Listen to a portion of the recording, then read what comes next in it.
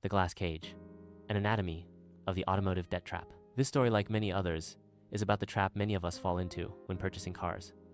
Our main character, Vina, will guide us through the story. From where she sat in the elevated executive lounge, adjusting the silk cuff of her blazer, Vina watched as the transaction unfolded below. A young man, likely no older than 30, sat across from a sales manager whose smile was friendly and yet predatory at the same time. The client was signing a document with a heavy hand, purchasing a high-performance German sedan, financed entirely by a future that he had not yet secured. Vina took a slow sip of her jasmine tea, tasting the faint bitterness on her tongue, and unlocked her tablet to look up risk models while she waited. To the young man, the scratching of that pen represented freedom and status. But to Vina, looking at the risk models, it was the unmistakable sound of a steel trap snapping shut around his ankle. She watched the young man, whom she mentally named Marcus, shake hands with the sales manager, a gesture that sealed his entry into a cycle of poverty disguised as prosperity. Marcus sees the hand-stitched leather dashboard, the ambient lighting, and the panoramic sunroof that frames the city skyline, but Vina sees only the loan-to-value ratio. The trap begins with a fundamental psychological shift in the consumer mind, a phenomenon she calls payment fixation. In her years analyzing consumer credit behavior,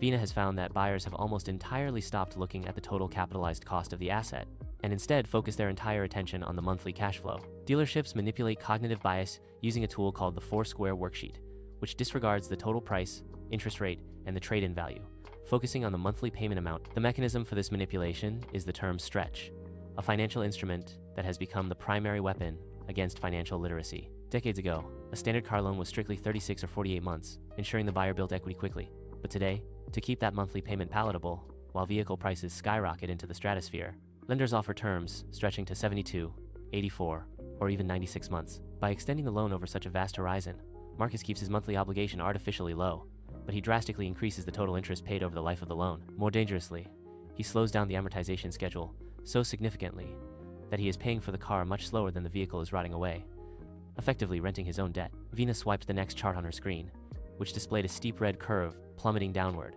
representing the brutal reality of the depreciation cliff. A new luxury vehicle loses approximately 20% of its value the absolute second it drives off the lot, and roughly 60% within the first 5 years, a rate of decay that outpaces almost any other consumer asset. If she were to look closely at Marcus's ledger, she would see a purchase price of $50,000, with zero money down, financed at a punishing 9% interest rate over 7 years. When 2 years pass, and the new car smell has been replaced by the stale scent of reality, Marcus will likely want to trade the car in because the warranty is expiring, or he is simply bored with the technology. At that point, the math reveals the catastrophe, as he will still owe $40,000 to the bank, but the vehicle will only be worth $32,000 in the open market. He is now underwater by $8,000, a suffocating financial state the industry calls negative equity, meaning he does not own the car.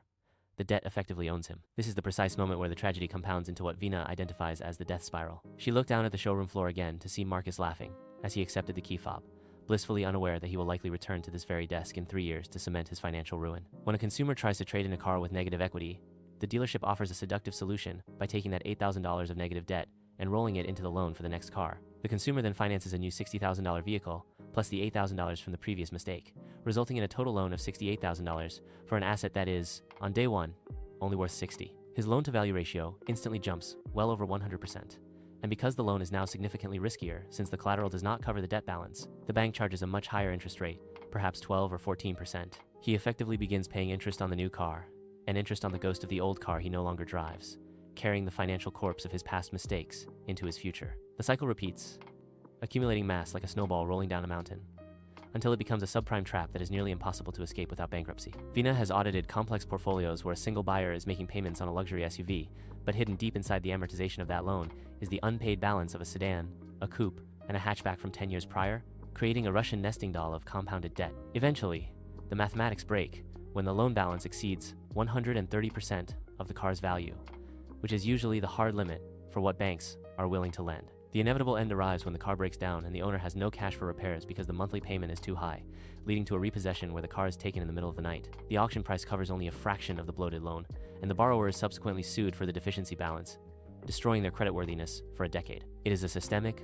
highly efficient transfer of wealth from the aspiring middle class to the financial institutions, fueled entirely by the desperate human desire to appear wealthy rather than to actually accumulate wealth. While Vina contemplates the situation, she receives a message. It was a message from her younger cousin, Gia, sending a photo of her in a sparkling white convertible. Vina sat back down and began to type a reply that was less of a text message and more of a financial survival guide. She typed rapidly, telling Gia that she must adhere to the rule of 20, 4, and 10. Vina explained that Gia must put down at least 20% of the purchase price in cash. She insisted that Gia limit the financing term to no more than 4 years. Vina added that total automotive expenses must never exceed 10% of gross monthly income. Vina continued by instructing Gia to secure financing from her own bank before she ever steps foot on the lot. She warned her cousin to look for a vehicle that is at least 3 years old. Finally, Vina told her to demand the out-the-door price in writing via email before arriving. She hit send and watched the notification appear, feeling a small sense of relief.